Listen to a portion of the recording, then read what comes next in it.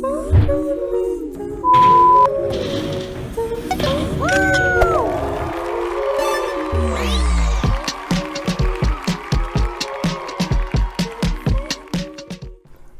welcome to the channel. Today I'm going to be reacting to Logic Goes Back Home to Tell His Story with MTV. This is an interview of Logic in 2014, 2015, when Logic signed his record deal with Def Jam. So he's going back home to tell his story with MTV. It's an old excuse me, let me say that again. It's an old interview. So let's go. Everybody be sure, I'ma always want more. Does anybody make real shit anymore? The spotlight. Back in Maryland.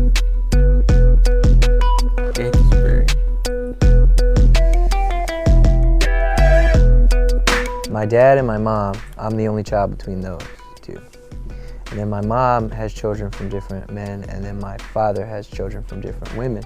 His mom and I, you know, we had a pretty good relationship, but things happen. Things happen.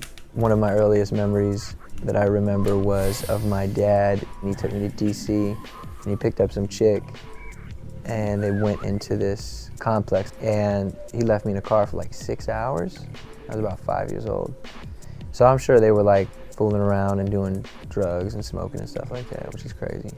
My mom had different men in and out of the house, different marriages that didn't work out, things like that. This one time in specific that I remember where she like choked me and she almost killed me, and I was a little kid. I was just hyper, I was running around having a good time, whatever, and she just had this breakdown almost as if she was like murdering me. I'll never forget it. I really didn't have the experience of being a father, you know, because I wasn't shown how to be a father. The only time I could attain my... I like how real this is. They're keeping it real. They're very blunt, sitting in the same room, being interviewed separately, but they're keeping it real. They're not trying to cover it up with some frosting and some sprinkles on top for MTV. They're not trying to cover it up and make it look pretty on the outside. They're saying it how it is, and this is how their life was, and that's how it is, man. You gotta respect it. Let's continue. Goals and my dreams was when the only time I could attain my goals and my dreams was when I was asleep. I would go to sleep and I was on MTV. So I just wanted to rap. I just wanted to, because it was the only thing I was good at. I couldn't get piano lessons, violin lessons, this. All I had was my voice. I met Bobby when he was about 13 years old. He lived in the same apartment complex as a friend of my son's. And my son and Bobby got very close. Bobby pulled me aside one day in the parking lot of that apartment. I smirked a little bit when I saw her. I don't know, just her vibe makes me feel like I know someone like her. Like there's a family member that I know that reminds me of her. Just the feeling that she gave off. Even though this is I'm watching this over a screen, it feels like I know her or somebody that's like her. Complex and said, Bobby pulled me aside one day in the parking lot of that apartment complex and said, "Mary Jo, I know you're the kind of mom to call social services. Please don't. I'm okay." All I knew was that life, and I didn't want to leave it. And I knew that I was living and surviving, and I was scared that if I went anywhere else, I don't know, like my life wouldn't be the same. He was worried about what I knew about his mom. And I said, "I won't, I promise, but I'll always be here for you if you need me." It was weird. It was something about Mary Jo that I knew I could trust her and that she was like cool, and that if I told her like it's okay, that she would believe me. I woke up, came downstairs and saw my answering machine light flashing. And I thought, what's going on this early in the morning? At that time, my son and Bobby were living with his mother. She had had an episode and the police were involved. So I took my van, I packed up all of their belongings, and I called my husband on the way home and said, we're bringing Bobby home. He saw a lot of different things that he shouldn't have seen. You know, his Dude, this lady sounds like a good person. mom being abused by other men, you know, my addiction, her addiction. I love Mary Jo. You know, Mary Jo took Bobby and helped raise him to be the man that he is today. I took him into the studio for his first time, right? He got in the booth, right? And he spit for 45 minutes non-stop. Me and the engineers, we were laughing. We were saying, yeah, I bet. he can spit. I said, you know, he's going to be spitting forever. Just watch. I think the defining moment for me was simply going over to Joe's Crab Shack, where he was performing with his friends. I was not a big rap fan, to be honest. You know, classic rock, classical music, blues, those kinds of things. There's something different when I'll just say when your son is performing. It was really weird because I don't know why they would do that. I mean, it's a restaurant. She called him her son. But I mean, it's Maryland, so like, yeah, they'd have like a DJ come by and like do karaoke or do different things like that. So I think it was me and Castro, and we just somehow set it up. I sat back and observed, and it was just this incredible personal way that he has, handshaking, eye contact, work in the room, but for him it was natural. I told you so, haters. Just finishing a shift, and then That's cool, man.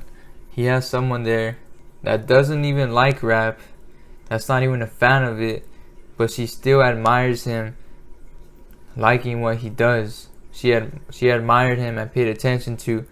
Oh, he had eye contact. He owned the room. It was natural to him. So she's still supporting him and sees the positive things that comes out from doing what he likes to do. And he's like, someone negative could have said, I don't like rap, so I didn't even show up. But nah, she was still there and still supported him. That's a true fan right there. That's a true supporter right there, man. putting on my best clothes. Just finishing a shift and then putting on my best clothes, which weren't at the time, and going to perform for maybe 50 people, and that's including the customers that were already there. I'd never done anything like that. I orchestrated it, I set it up. He wasn't making himself do it. It was natural for him. And at that moment, I knew he was going. She My believes in music him. 100% is a form of therapy, totally. It's the only thing that like allows me to say anything and everything that I want to say, especially in the album. It wasn't until this album that I truly mastered the art of therapy, I guess, if that makes any sense. I'm proud of him as a young man. He's the man in which I've always wanted to be. I love my son. You know, I'm his big. I wanna, like he said, that's when I mastered the true art of therapy.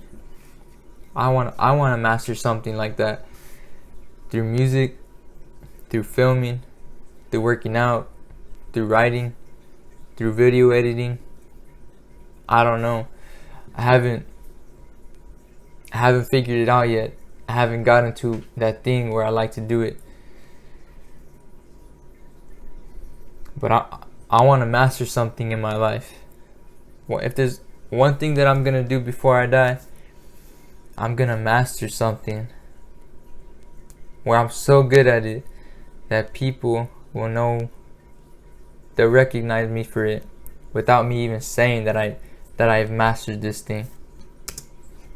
Biggest fan. I've always wanted to be. I love my son. You know, I'm his biggest fan. I don't give a shit who you are. Nobody will stop my dream. I might seem like an asshole, but I'd rather be hated for who I am than loved for who I'm not. Let's go back to that. The reason why I put this video on, this is my favorite part of the whole interview, the last 7 seconds of it. I always come back to this interview, and whenever I want to hear from Logic, I go to this interview and I skip it to the end and I listen to this part. My son. Like an asshole, but His fan. I don't give a shit who you are. Nobody will stop my dream. I might seem like an. He doesn't care who you are, his dad, his mom, his brother. Nobody will stop his dream. That's a relentless, ruthless mindset, and I love that mindset.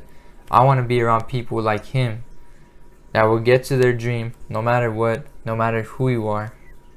An asshole, but It's fine. I don't give a shit who you are. Nobody will stop my dream. I might seem like an asshole, but I'd rather be hated for who I am than loved for who I'm not. He might seem like an asshole, and people may tell him that he's an asshole. People probably told him that before. That's why he said that. People probably called him an asshole before, just because he wants to follow his dream, not their dream, but his dream, and people call him an asshole for that. They're trying to hold him down like a crab in the bucket. Crabs in the bucket, trying to bring the other crabs down.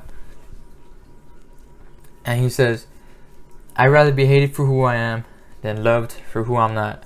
He'd rather be himself, go his own way, take his own path, than be loved for who he's not, than try to please other people, go down the path that other people want him to go.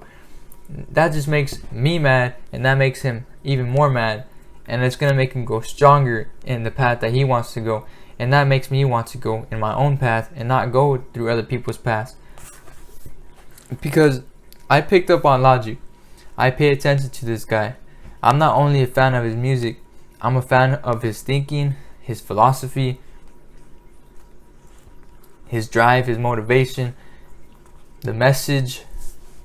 There's a reason why I listen to Logic, and there's a reason why this man has many fans all over the world, not just in the USA, but universally, the whole world, in the whole world, because his message is universal. Everybody understands it and everybody likes it. Not just black people, not just Asian people, not just Filipinos, not just Mexicans, not just white people. It's for everybody. His message, he'd rather be hated for who he is than loved for who he's not. And people respect that. He respects himself for that. He respects himself. People respect that. And some people may call him an asshole, the haters. And he's gonna follow his dream no matter who tries to stop him, no matter what person, no matter what relationship he has.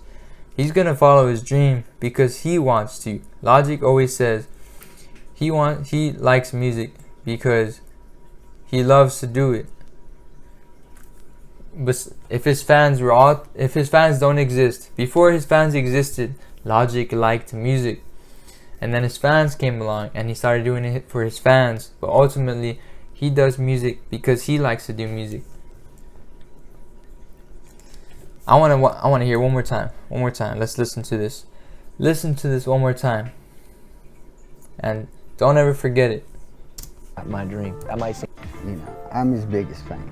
I don't give a shit who you are. Nobody will stop my dream. I might seem like an asshole, but I'd rather be hated for who I am than loved for who I'm not. Rather be hated for who he is than loved for who he's not.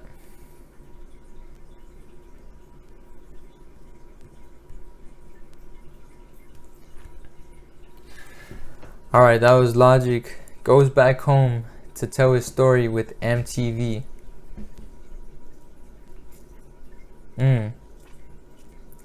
I love that video. I love what he says at the end. If you like the video, give it a like. Comment Rat Pack if you're a Logic fan. And I'll see y'all in the next video. Peace.